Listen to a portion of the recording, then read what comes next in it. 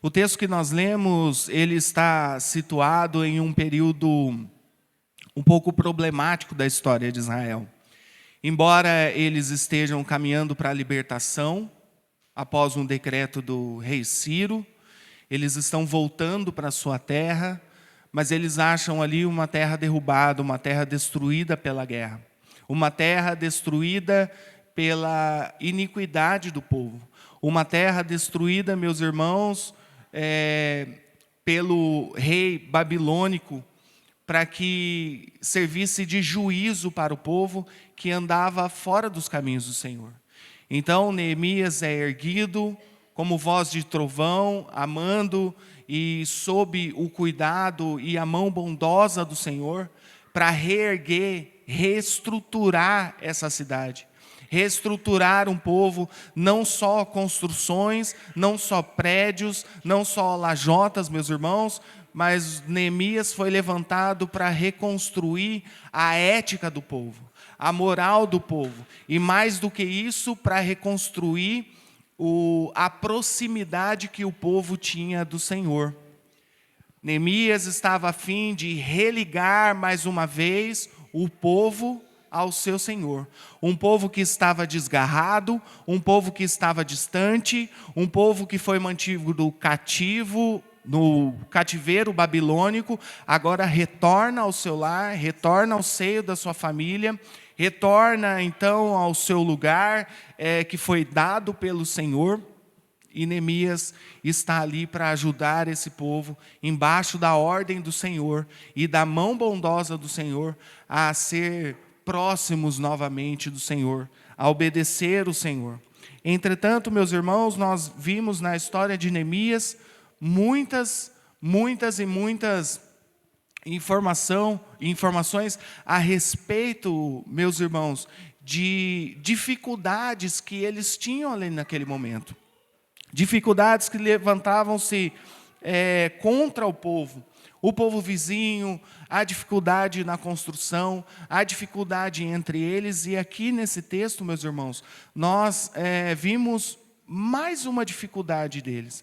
E a dificuldade deles agora não era externa, mas era interna. Era uma dificuldade, meus irmãos, dentro do próprio povo. Nós hoje seremos edificados, meus irmãos, e aprenderemos a respeito da injustiça entre os próprios irmãos. Afinal, meus irmãos, esse texto é um texto antigo, um texto criado, inspirado por Deus, mas criado dentro de um contexto totalmente diferente de nós. Entretanto, meus irmãos, quando nós o lemos numa assembleia como essa, num culto como esse, nós podemos perceber, meus irmãos, o quão contemporâneo é. O quão a nossa vida também reflete esse mesmo problema. Afinal, nós olhamos para o nosso contexto, nós olhamos muitas vezes para a nossa família, no nosso contexto religioso, no nosso contexto político, como cidade, como município, ou no nosso sistema político, como nação, como Brasil, como país, e nós conseguimos entender o tamanho da injustiça que nós vivemos. E às vezes, meus irmãos, os maiores dos ataques que nós sofremos não é dos de fora, não é dos de longe, não é de outros países, mas os ataques maiores que nós sofremos são os ataques que são levantados muitas vezes dentro da nossa própria casa, da nossa própria família, do nosso próprio contexto religioso, da nossa cidade ou da nossa nação. Neemias está passando por um problema, meus irmãos, que nasce e é estabelecido dentro do povo. O povo estava tamanha forma corrompido que estava agindo com usura contra os seus próprios irmãos.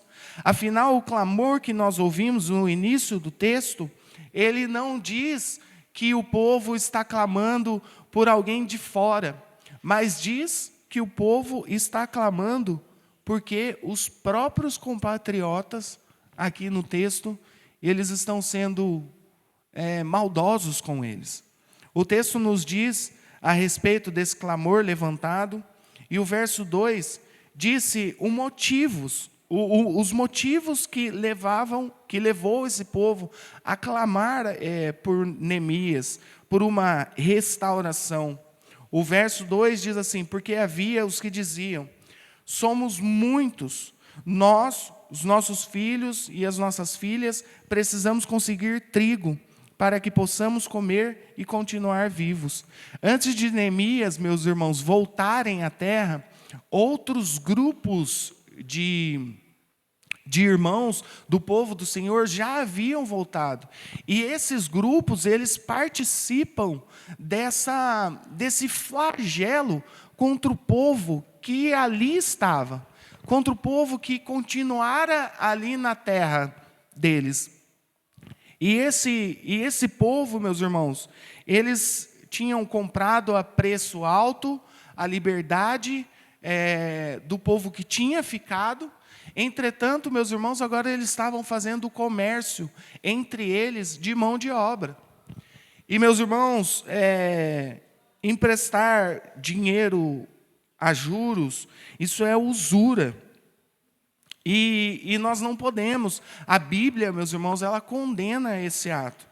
Também, meus irmãos, esses homens, eles hipotecavam as suas casas a fim de comer, meus irmãos, a fim de ter para si o mínimo que eles precisavam. O texto nos diz que eles precisavam conseguir trigo para que pudessem viver. E o verso 4 diz que aqueles homens que estavam agindo erroneamente já tinham hipotecado as terras, as vinhas, os filhos, e todos eles já estavam sendo escravizados. Perceba, meus irmãos, que o Senhor age na vida do rei Ciro para que ele liberte o povo do cativeiro. O povo foi levado cativo para a Babilônia e lá viveu mais de 70 anos. E aí então Deus, com o poder de Deus, com a sua própria vontade, liberta o povo para que esse povo passe a viver livre novamente. E aí então, meus irmãos, o que o coração corrompido do povo faz a respeito disso? O coração corrompido do povo, meus irmãos, começa a escravizar pessoas do mesmo clã, da mesma família, do mesmo povo. É isso que nós vemos, meus irmãos, hoje em dia. Pessoas escravizando pessoas do mesmo clã, do mesmo grupo.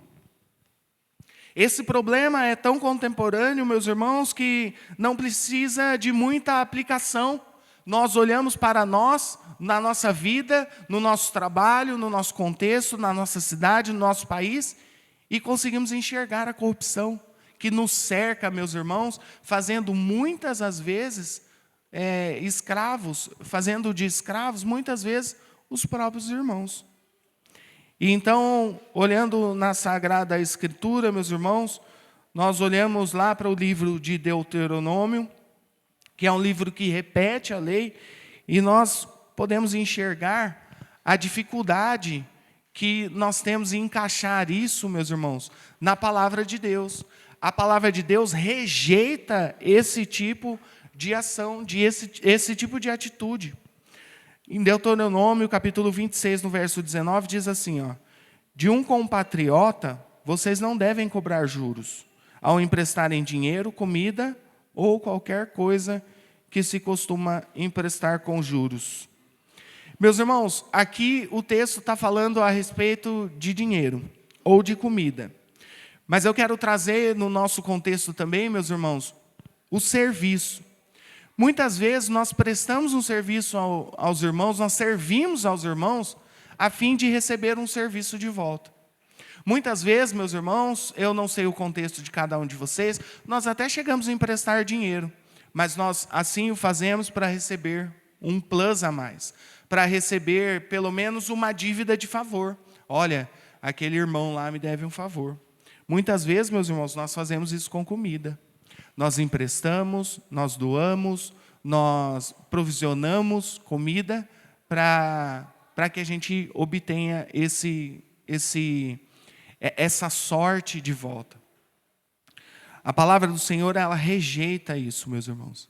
Ela diz que eu e você não devemos nos sobressair na dificuldade de um irmão ou de uma irmã. Nós devemos ajudar, nós devemos nos compadecer, nós devemos auxiliar, mas nunca, meus irmãos, querendo alguma coisa de volta, algum benefício de volta. Muitas vezes nós estendemos a mão para ajudar um irmão, mas ao mesmo tempo nós fazemos isso com as janelas, as portas escancaradas, as nossas redes sociais preparadas para postar uma foto, para evidenciar aquela ajuda. Por quê? De uma forma ou de outra, de alguma maneira, nós seremos recompensados sobre aquela ajuda, sobre aquele auxílio.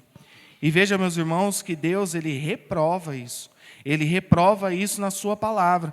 Não só em Deuteronômio, mas em Lucas, no Evangelho de Lucas, no capítulo 6, no verso 33 e 34, o Senhor, próprio Jesus, nos diz assim, se fizerem o bem aos que lhe fazem o mal, que recompensa terão? Até os pecadores fazem isso.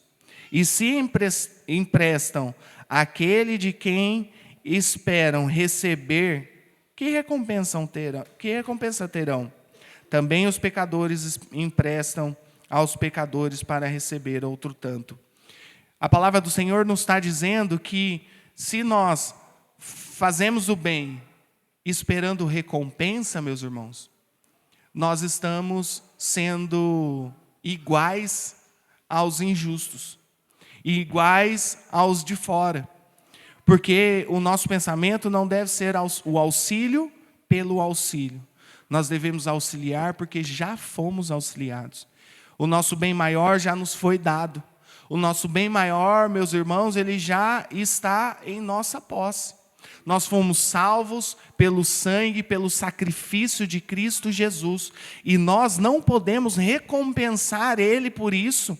E por isso, porque fomos encontrados, porque fomos salvos, porque fomos regenerados, meus irmãos, é por isso que nós abençoamos também os nossos irmãos. E não mais para receber um tipo de recompensa, para receber uma paga, mas nós fazemos isso porque um dia nós fomos encontrados pelo Senhor.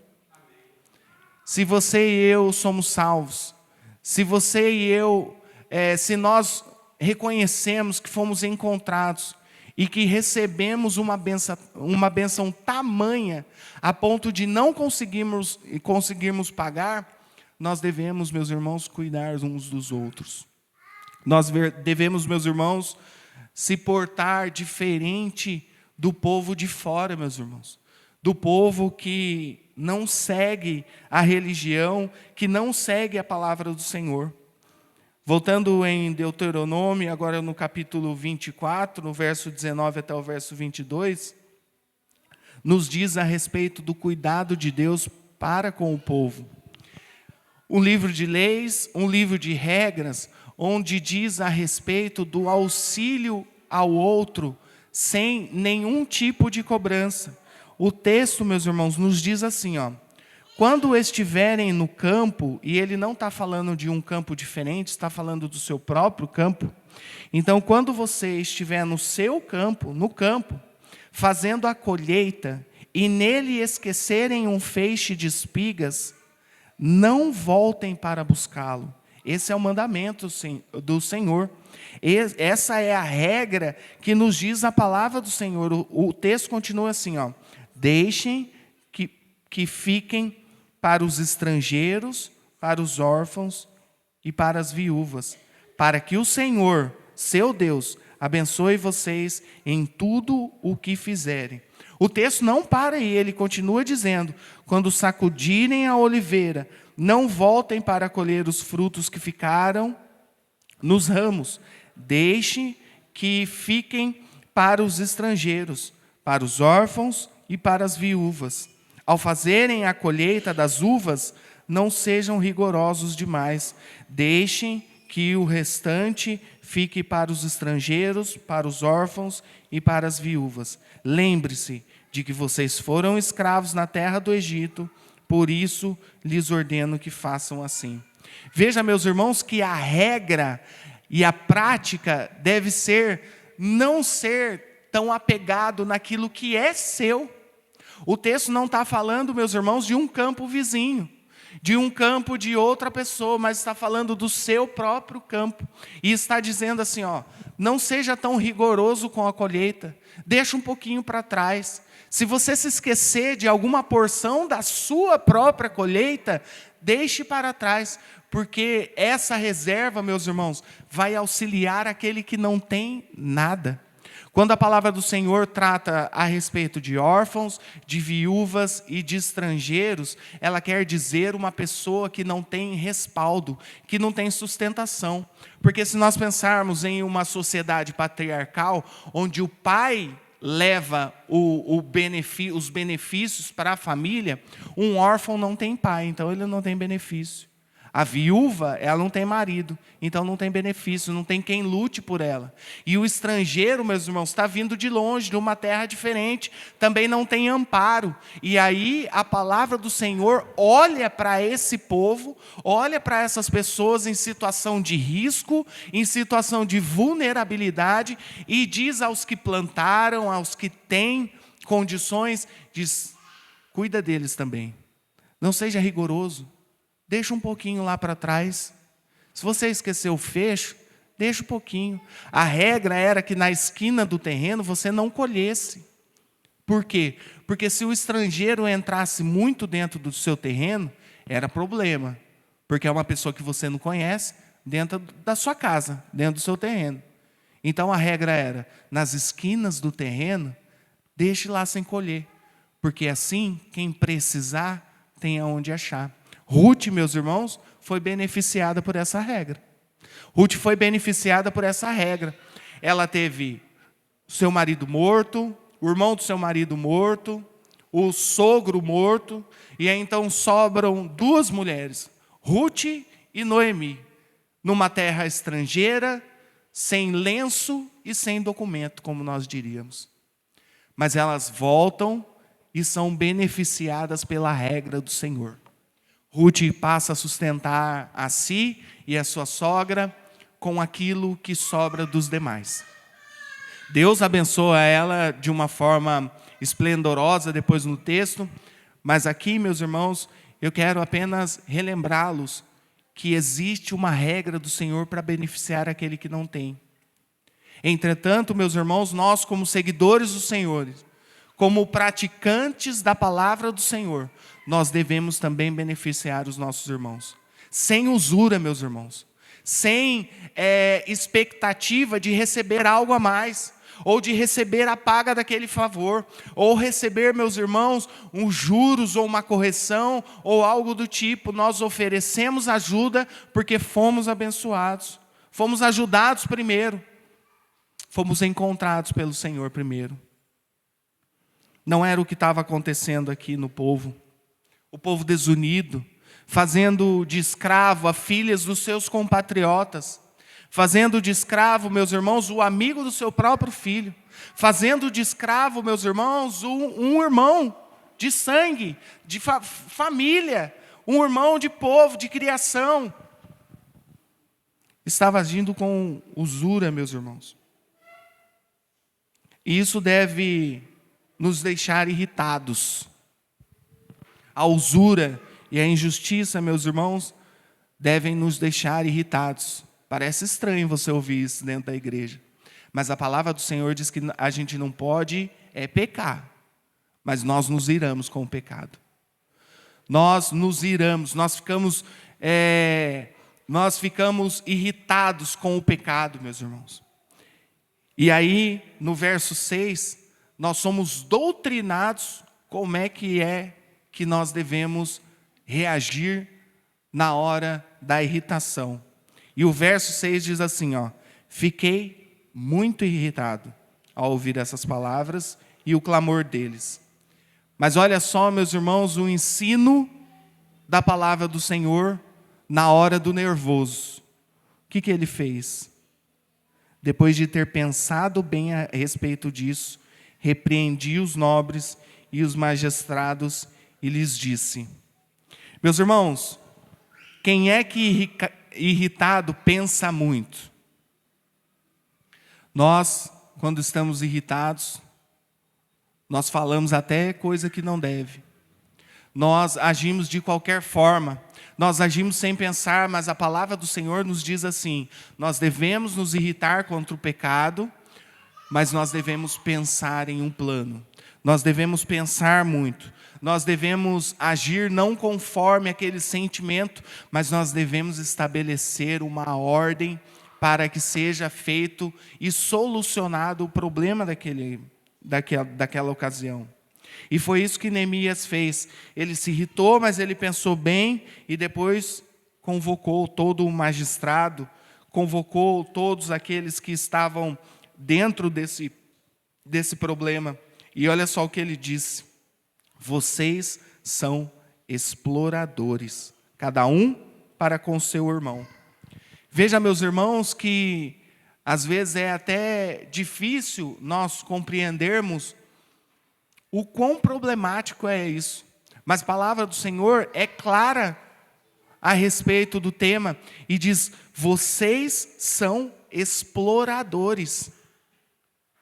Depois de tudo que nós ouvimos, meus irmãos, ainda nós temos a concretização de que aqueles irmãos, eles estavam explorando os próprios irmãos. Meus irmãos, não tão dificilmente nós olhamos e vimos isso na nossa realidade. Irmãos explorando irmãos. Família, meus irmãos, sucumbindo por conta de exploração. Nós temos um serviço quase que formal de pessoas que auxiliam outras pessoas com usura, explorando a dificuldade do outro. Quando nós achamos um item barato na internet para vender, e nós dizemos: nossa, isso aí está muito barato, a pessoa está enforcada, está vendendo porque está precisando de dinheiro. E aí você vai lá e compra esse item. Aí eu vou lá e falo assim: nossa, olha, tá bom mesmo, e compro. Por um valor não justo, de uma pessoa que está precisando, para comprar muitas vezes alimento, para auxiliar outra pessoa, vestes, material escolar, ou seja lá o que for, aquilo que é de essencial. E nós usamos, meus irmãos, de má fé para comprar aquilo, se beneficiar da necessidade do próximo. Isso é usura, meus irmãos. Se nós praticamos isso, nós devemos ser chamados de exploradores. Se eu e você, se nós cometemos isso, meus irmãos, nós somos chamados de exploradores. Dentro do povo de Deus não pode ter explorador. Dentro do povo de Deus nós nos ajudamos porque nós entendemos, meus irmãos, que você faz parte de mim, que eu faço parte de você, que nós somos membros diferentes do mesmo corpo, onde o cabeça é Cristo. Então, se eu vejo você passando dificuldade e auxilio a sua dificuldade, eu não estou prejudicando você, mas eu estou prejudicando a mim. Eu estou prejudicando a todos que são da mesma família. Eu estou explorando o corpo que eu faço parte. Quando Paulo usa essa ilustração de um único corpo, meus irmãos, e quando nós entendemos isso, o nosso pensamento fica muito mais claro a respeito do serviço e da ajuda, a respeito da misericórdia dos irmãos. Porque quando eu ajudo o irmão X ou o irmão Y, eu não estou ajudando ele por ele, mas eu estou ajudando ele por todos. Por quê? Porque a maior ajuda de todas nós já recebemos, que foi o sacrifício de Cristo Jesus lá na cruz do Calvário. Neemias, meus irmãos, então ele descobre o problema, ele se irrita, mas ele pensa muito. Ele convoca uma assembleia, uma reunião. E aí, então, meus irmãos, ele começa a solucionar esse problema. No verso 8 disse-lhes: nós, de acordo com as nossas posses, resgatamos os judeus, nossos compatriotas, que foram vendidos aos gentios. E agora vocês estão querendo vender os seus compatriotas para que tenhamos de comprá-los outra vez? Então ele faz uma pergunta, elucidando ou esclarecendo, meus irmãos, o tema principal. Aqueles irmãos, eles compraram os seus irmãos para si, para que eles vivessem em liberdade, e agora estão negociando para que esses que eram iguais a eles servissem de escravo para os seus próprios familiares. E quando ele faz essa pergunta, meus irmãos, e esclarece o que é que está acontecendo, o final do verso diz assim, ó, então eles se calaram e não acharam o que responder. O problema, meus irmãos, é esclarecido a nós. A usura, meus irmãos, e essa atitude de explorador, ela é elucidada a nós. Ela é esclarecida a nós. E aí existe uma pergunta após isso. Você vai continuar vivendo desta forma? Agora que eu sei, meus irmãos, que o meu pecado é este ou aquele, a pergunta que é me feita, meus irmãos, é: você vai continuar nessa vida? Quando nós entendemos, meus irmãos, o problema daquele povo e colocamos esse problema contemporaneamente na minha vida, naquilo que eu vivo, naquilo que vivo em casa, naquilo que vivo no trabalho, naquilo que vivo diante dos meus ou no meio dos meus, a pergunta é: você vai continuar vivendo com usura? Você vai continuar vivendo, se beneficiando do problema do seu irmão? Nós vamos continuar vivendo chutando cachorro morto, como diz o ditado popular? Ou nós vamos tomar uma postura diferente? Ou nós vamos entender que nós somos salvos e o maior benefício que nós temos foi nos dado de graça, sem nós merecermos, e agora nós não devemos cobrar pelo auxílio, nós devemos auxiliar o outro como eu auxiliaria a mim mesmo, porque ele também faz parte do mesmo grupo do que eu, ele faz parte do mesmo corpo do que eu, ele é irmão, ele foi salvo do mesmo jeito que eu fui. Como é que você vai viver? Como é que eu vou viver? Vou continuar vendendo os meus irmãos? O verso 9 diz assim, ó, não é bom o que vocês estão fazendo. Vocês têm que andar no temor do Senhor. Sabe por que isso é vergonhoso, meus irmãos? Você não entende mais e perante a palavra do Senhor, você não entende mais que você se saiu bem. Nossa, você viu, olha, comprou o item tal por metade do valor, porque a outra pessoa estava necessitando comprar comida. Olha só, você é um espertão. É assim que o mundo faz, meus irmãos. Muitas vezes essas pessoas, elas são chamadas de espertas. Olha, saiu ganhando. Entretanto, meus irmãos, o texto, a palavra do Senhor vai dizer que isso é vergonhoso. Se você está se beneficiando com o malefício ou com a vida difícil que um outro irmão está vivendo, você é vergonhoso isso. Você está tendo uma atitude vergonhosa. Você está vivendo uma vida vergonhosa. Se você anda se beneficiando com a dificuldade do outro, você está vivendo uma vida vergonhosa.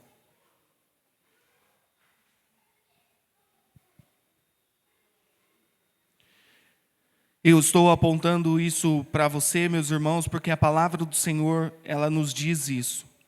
Entretanto, meus irmãos, é uma realidade que eu devo viver na minha vida. E Neemias, ele também usa dessa palavra para ver aquilo que ele também deveria fazer. Ele não se coloca fora daquilo que ele está pregando. O que diz a respeito, meus irmãos, também daquilo que nós devemos fazer. Não é o faça o que eu falo, mas não faça o que eu faço. Nós temos de viver uma vida justa e honesta, meus irmãos, em todos os lugares onde nós formos. O verso 10 diz assim: também eu e os meus companheiros e os meus servos lhe demos dinheiro emprestado e trigo, mas por favor, vamos parar com essa exploração. Neemias, meus irmãos, ele enxerga o problema e ele não fica a par desse problema. Ele não fica distante desse problema. Neemias, ele enxerga o problema e não fica longe, não faz de conta que não está vendo. Mas ele propõe aquilo que pode mudar aquela situação. Ele esclarece ao povo o que eles estão fazendo de errado e propõe honestamente uma atitude que pode tirar aquele povo daquela situação. O verso 11 diz assim: peço que hoje mesmo vocês lhe restituam todas as suas terras, as suas vinhas, os seus olivais, as suas casas, bem como a porcentagem do dinheiro, do trigo, do vinho e do azeite que vocês exigiram a eles. Eles responderam: vamos restituir e nada pediremos deles. Faremos o que você está dizendo. Meus irmãos, no outro tempo nós fazíamos isso. Nós emprestávamos a juros, nós agíamos com usura, nós éramos exploradores, nós éramos a vergonha da sociedade. Nós já fomos assim. Eu já fui assim. Por conta do nosso coração corrompido, meus irmãos, nós temos todos os talentos para continuar vivendo nessa vida ou para voltar a viver uma vida dessa. Uma vida devassa, uma vida entregue às paixões mundanas. Eu, meus irmãos, tenho todas as ferramentas para viver uma vida assim. Você, meus irmãos, por conta do pecado que nos assolou, você tem todas as ferramentas para viver uma vida assim. Que Deus tenha misericórdia de nós. Para que nós possamos, meus irmãos, não mais olhar a vida com essa ótica, mas para que nós possamos, meus irmãos, se virar para uma vida pautada na palavra do Senhor. Não mais uma vida vergonhosa, não mais uma vida de exploração, não mais uma vida, meus irmãos, de negócios corrompidos, mas agora uma vida que espelha a justiça do Senhor. Porque nós fomos encontrados por Ele. E nós devemos agir com os nossos irmãos gratuitamente. Não atrás de benefícios próprios, mas nós devemos agir com os nossos irmãos com honestidade e justiça. O que Neemias propõe é restituir aqueles irmãos. Não somente restituir o dinheiro, mas restituir a dignidade de ser chamados irmãos. Porque quando nós subordinamos um de nós tornamos aquele menor do que a gente. E daqui a pouco nós fazemos isso com tantas pessoas que nós somos o rei do lugar onde nós estamos. Isso não é bom, meus irmãos. Todos nós somos iguais. Todos nós temos os mesmos direitos e deveres. E por isso nós devemos tratar com igualdade todos aqueles que nos cercam. Com justiça, meus irmãos. Para que todos nós tenhamos os benefícios da comida, da sobrevivência, daquilo que nós precisamos para continuar vivos. Caminhando para o final, meus irmãos, nós vamos ver que o texto nos diz que aqueles irmãos, eles acataram isso. E que a realidade passou a ser diferente a partir desse momento. O finalzinho do verso que nós lemos diz: o povo fez segundo a sua promessa. Porque Neemias levou eles perto do sacerdote. O sacerdote era aquele que tinha o poder de chancelar aquela atitude, de fazer aquela atitude agora judicial.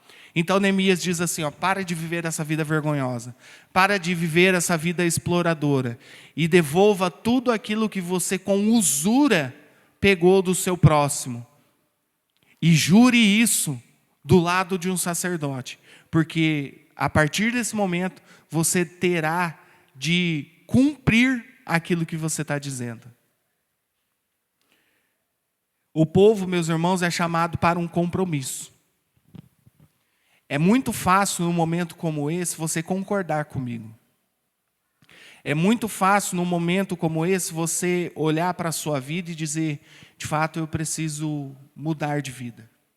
De fato eu preciso passar a viver uma vida diferente da vida que eu estou vivendo. Porque nós estamos num contexto religioso, você e eu, nós estamos com a Bíblia aberta, eu estou com o microfone falando aqui na frente, e às vezes essa palavra te convence. Entretanto, meus irmãos, a partir do momento que você sai da porta da igreja, é que começa o comprometimento. A partir do momento que Neemias coloca esse povo na frente do sacerdote, não é mais um diz que me disse, uma aula, uma palestra, ou um culto como esse, mas é um compromisso. Ele diz, agora você vai ter que mudar de vida. Aquele que rouba, não rouba mais. Aquele que mente, não mente mais. Aquele que prejudica o seu irmão, não prejudica mais. Aquele que se beneficia da dificuldade do próximo, não vive mais isso. Aquele que age, meus irmãos, com vergonhosamente assolando seus próprios irmãos, abandone essa vida. Se comprometa com a palavra do Senhor. Se comprometa, meus irmãos, com aquilo que vem dos céus, com a revelação do próprio Senhor. Largue dessa vida de usura. Largue dessa vida pecaminosa. Se comprometa a viver uma vida melhor, a beneficiar os seus irmãos, a servir os seus irmãos.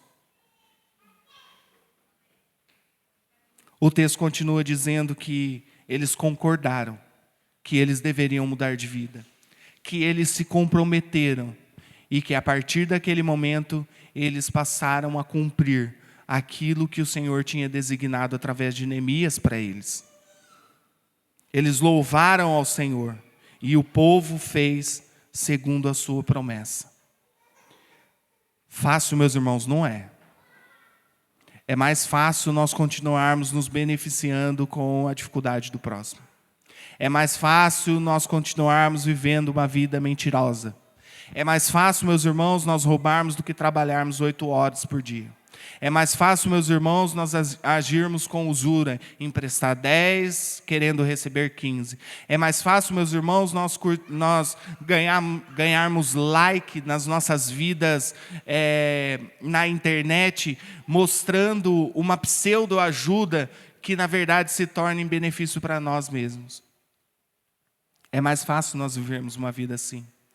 Mas hoje nós somos confrontados a deixarmos essa vida, a abandonarmos esse velho homem, a abandonarmos, meus irmãos, todos esses atos pecaminosos para viver uma vida sadia, debaixo do propósito do Senhor.